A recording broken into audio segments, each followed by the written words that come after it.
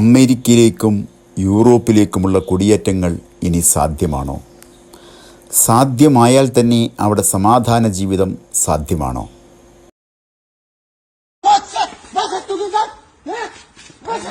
Pass auf. Okay, ist alles okay. Pass auf. Was hast du gesagt? Okay, alles okay. Was hast du gesagt? Alles okay, alles okay. Habe ich schon. Birgit, ruf die Polizei. Was ist denn? Du hast das Messer in der Hand und hast bedroht hier die Leute. Diese dreckige Leute. Wir haben mit dir normal geredet, aber scheinbar, du kannst auch nicht reden. Und das Messer hier hinten, ne? Die drohen mich hier raus, Hey, Was wollt ihr? Raus hier! Hey, komm. hier Heide, hat komm. hier keiner was zu suchen. Hey, da musst du aufpassen. Komm jetzt raus. Ich komme raus. Heide! Heide! Komm, geh raus. Geh runter. ഓരോ ദിവസവും വഷളാകുന്ന വിദേശ രാജ്യങ്ങളിലെ ക്രമസമാധാന നില, അധിനിവേശം അധികാരമാണെന്ന് കരുതുന്ന അഭയാർത്ഥികൾ, മനുഷ്യത്വത്തിൻ്റെ പേരിൽ സഹജീവികളോട് കരുണ കാട്ടുന്ന രാജ്യങ്ങളെ പല്ലിളിച്ച് കാട്ടുന്ന അഭയാർത്ഥികൾ, ആകെ പെട്ടുപോയി അമേരിക്കയും യൂറോപ്പും എന്നതാണ് സത്യം. Raus hier oder was? Komm jetzt her! Geh da! Motherfucker, du drohst du mich jetzt? Komm her! പണ്ടൊരു സ്വാമിയും ശിഷ്യനും കടൽ തീരത്തുകൂടി നടക്കുമ്പോൾ പെട്ടെന്ന് ഒരു ഞണ്ട് രണ്ട് കല്ലുകൾക്കിടയിൽപ്പെട്ട് ഞെരിഞ്ഞിരിക്കുന്നത് ഗുരുവിൻ്റെ ശ്രദ്ധയിൽപ്പെട്ടു.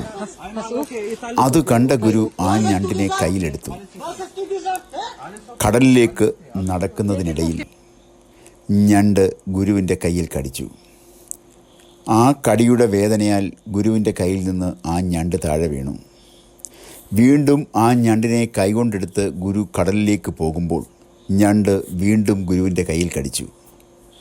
ശിഷ്യൻ ചോദിച്ചു, ഗുരു, നാം 2 പ്രാവശ്യം രക്ഷപ്പെടുത്തിയിട്ടും അതെന്താണ് ഗുരുവിൻ്റെ കയ്യിൽ കടിച്ചത്? അപ്പോൾ ഗുരു ഇപ്രകാരം പറഞ്ഞു, ഞണ്ട് ഞണ്ടിൻ്റെ സ്വഭാവം കാണിക്കും, നമ്മൾ നമ്മളുടെ സ്വഭാവം കാണിക്കും. കടിക്കാനറിയുന്ന ഞണ്ടും രക്ഷിക്കാൻ മാത്രമറിയുന്ന ഗുരുവും ഇന്നും ജീവിക്കുന്നു അമേരിക്കൻ, യൂറോപ്യൻ രാജ്യങ്ങളിൽ.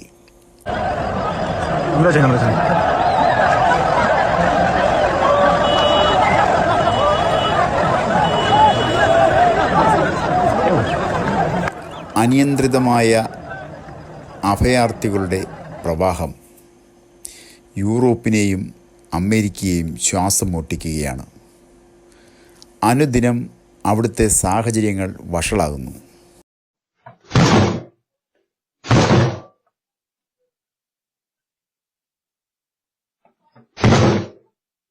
അമേരിക്കയിലെ സ്ഥിതിയെക്കുറിച്ച് നോക്കാം. Texas, Arizona, California, New Mexico തുടങ്ങിയ സംസ്ഥാനങ്ങളിൽ കുടിയേറ്റങ്ങളുണ്ട്. വലിയ നഗരങ്ങളായ New York city, Chicago, Denver, Boston തുടങ്ങിയ നഗരങ്ങളിൽ കുടിയേറ്റക്കാർ താമസിക്കുന്നു. UK, migrants chasing the police through the streets. The people who should be enforcing the law are the ones being pursued. This is what happens when control is lost and consequences disappear. Authority flipped upside down in British towns. How much more of this chaos will the public accept? Enough is enough. California, Texas, Minnesota, Michigan എന്നിവിടങ്ങളിൽ വലിയ അഭയാർത്ഥി കേന്ദ്രങ്ങളുണ്ട്. അഭയാർത്ഥി കേന്ദ്രങ്ങൾ എന്ന് പറയുമ്പോൾ അവിടുത്തെ സാഹചര്യങ്ങൾ വളരെ കലാപകലുഷിതമാണ്. ആക്രമണങ്ങൾ, റേപ്പുകൾ, കുട്ടികളെ തട്ടിക്കൊണ്ടുപോകൽ, അങ്ങനെ സമാധാന ജീവിതത്തിന് ഭംഗം വരുത്തുന്ന അഭയാർത്ഥികൾ, അവരുടെ ഇടയിൽ ശ്വാസം മുട്ടി ജീവിക്കുന്ന അന്നാട്ടുകാർ.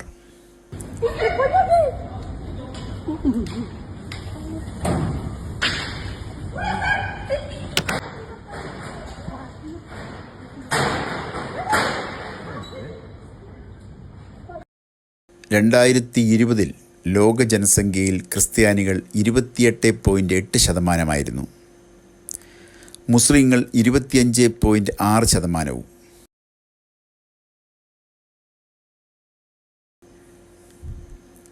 2010-2020 കാലത്താണ് മുസ്ലിം ജനസംഖ്യ വൻ വളർച്ച നേടിയത്.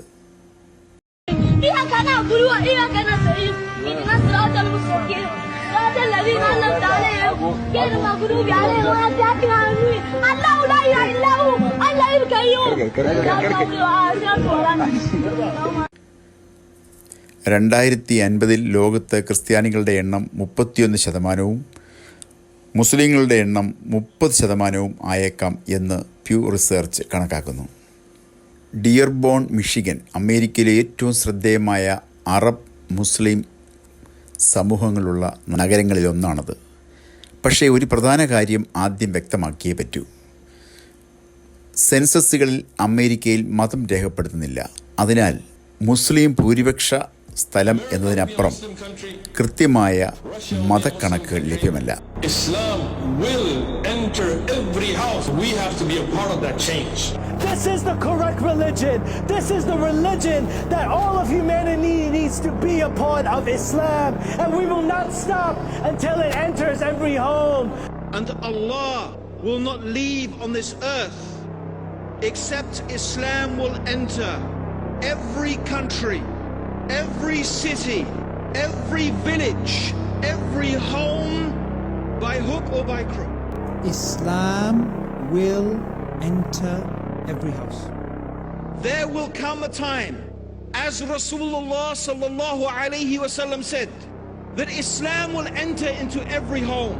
Islam will enter every house. Every house. യൂറോപ്പിലെ 44 രാജ്യങ്ങളിൽ ഭൂരിഭാഗം രാജ്യങ്ങളിലും അഭയാർത്ഥി പ്രശ്നങ്ങളുണ്ട്.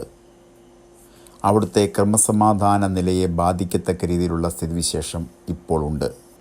Germany, France, Ireland, Portugal, Spain, Belgium, Netherlands, Sweden തുടങ്ങിയ രാജ്യങ്ങളിൽ മുസ്ലിം അഭയാർത്ഥികൾ ഏറെയാണ്. സുവിശേഷം അറിയിച്ചുകൊണ്ടിരിക്കുന്ന അമേരിക്കൻ തെരുവിലെ സുവിശേഷകരെ തല്ലിച്ചതയ്ക്കുന്ന അഫ്ഗാൻ അഭയാർത്ഥികൾ, കതകടച്ച് കുറ്റിയിട്ട വീട്ടിൽ സ്ത്രീകളെ ആക്രമിക്കാൻ കതക് ചവിട്ടിപ്പൊളിക്കുന്ന അഭയാർത്ഥികൾ, വീട്ടിൽ കടന്നു ചെന്ന് ആ വീട്ടിലെ പെൺകുട്ടിയെ കടത്തിക്കൊണ്ടുപോകുന്ന അഭയാർത്ഥി, വാടകയ്ക്ക് നൽകിയ വീട്ടിൽ നിന്ന് ഇറങ്ങാൻ ആവശ്യപ്പെട്ടപ്പോൾ കത്തിയെടുത്ത് കുത്താനോങ്ങുന്ന അഭയാർത്ഥി,